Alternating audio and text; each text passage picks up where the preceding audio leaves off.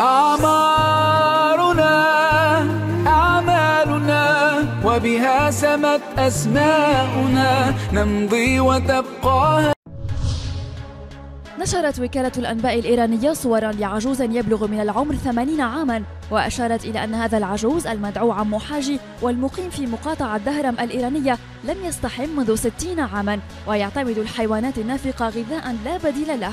وبحسب الوكالة فإن ماسورة العجوز الحديدية تمثل أغلى ممتلكاته، المتضمنة كوخا من الحجر وحفرة أشبه بالقبر يستريح بها من الكوخ، بالإضافة إلى قبعة وعدد كبير من السجائر.